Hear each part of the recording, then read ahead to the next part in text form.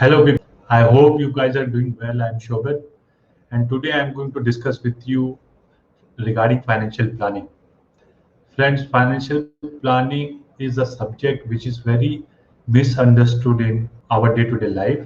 So, before diving into what is financial planning, let us first understand the importance of planning. Planning is very important to meet any goal in our life. We will have lots of goals which we think is important for us. There is very famous saying that if you are failing to plan, then you are planning to fail.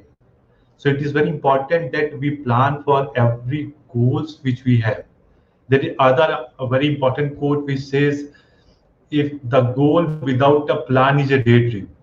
See, if we don't plan for any goals which may have, it can be any goal. It may be doing marriage or planning for our family or buying a car or buying a house or going abroad for honeymoon or any assess goals which may have. For every goal, we need to plan well, and any goals which can be met with money is defined as financial goals. So all goals which can be met with money, and when we start planning for those goals, that is called financial planning. So financial planning is a plan through which we can meet our financial goals which may have for future. The benefit of a financial planning is you can get right amount which you require for your financial goals at the right time. So just to give you a few examples of what can be a financial goals is, it may be buying a car, say 5 years down the lane.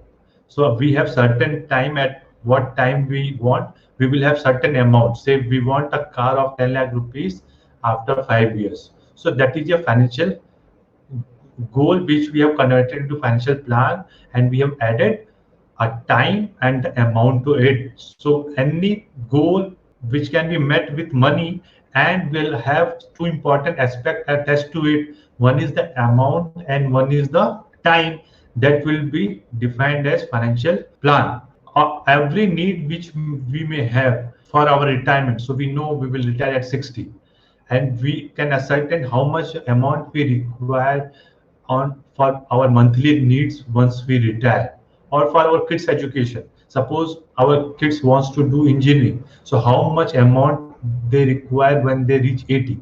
So any financial goal which we can define in amount and at what time, that is defined as financial plan. And once we plan for all those financial requirements, this whole process is called financial planning. So financial planning can help us in getting two very important aspects: how much money we want and at what point of time we want. So this process is the first process in financial planning. So once we have ascertained the amount which we want, then we need to find out how best possible way we can plan to accumulate those amounts, so that in future at right time we will get those right amounts. To get the to plan for the future financial needs, we need to first ascertain our cash flows. How we define a cash flow is, everyone will have a regular income for in his household or for him, and there will be regular expenses. So whatever regular income one has and the expenses which they have, if we subtract from that, we will know what is the net positive cash flow which an individual may have. Now, here one other important thing which we need to understand is the positive cash flow or the income which the individual is having. It can be of two types. One is the passive income and other is active income. How we define an active income is income which an individual is getting by working for it on a regular basis, and passive income is where he needs to give his personal time or resources very frequently. Like suppose whatever money he has put in bank FD, there he needs to put his effort to generate return. So passive income is those income which can be generated from the active money which he has saved. So we need to first ascertain what is his active income, what is his passive income, and adding both will give us a total cash flow which is getting on a regular basis. From that, we need to subtract whatever is the regular outgo for the client or for you, like your monthly household expenses. So whatever is on a periodic basis, that you need to subtract. So these two things will give you a net cash flow, which net money or net cash flow which you can spare for your future financial needs. This is very important aspect for you to understand. Why? Because most of the time when we do our investment, we don't exactly know. Somebody comes to us and they advise you to invest in something, you just invest in those resources or in those avenues without planning that what is your short term need and what is your long term needs. So if you understand the concept of cash flow better, you can plan for your future needs better. So once you have planned and once you have a certain your cash flow, you know how much you can spare on a regular basis for your future needs. Then you need to prioritize your financial goals which you have ascertained.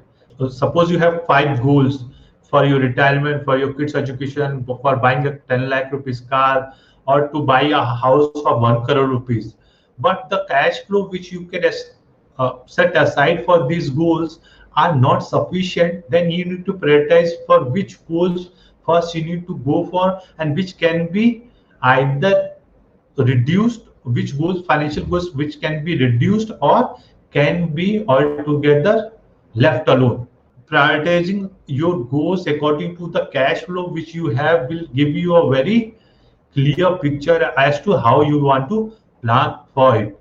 This is very important aspect, so that the important aspects of your life is taken care first, and then later on you can go for your aspirations which can be or cannot be fulfilled as according to your current financial resources. So this is the overall holistic picture we need to keep in mind while planning for your financial goals. Most of the time, my friends, colleagues, or more investors also, while I work for more than 10 years in capital markets, ask me which is the good mutual fund scheme where I should invest, or which is the stock which I should invest. But they forget the overall scheme of things in which these certain investments play a very small role. First, we need to plan for the overall life scenario, or how we need to plan for the financial goals which we have, and then these investments in mutual fund scheme or stocks plays a role. So this way we need to give a holistic view for our financial requirements in our life, and then plan accordingly. I hope I have given some clarity to you as to how to plan for your future financial needs. And in case you think this information is useful, please share with your family and friends. Tag them in comment section so that they can also benefit. I would love to hear your feedbacks. Do comment below. And in case you want me to discuss any topic which you think is relevant to you, that also you can comment below. I love sharing this information with you. In case you find this information fruitful, do comment and like. I will see you in the next video. Thanks for watching.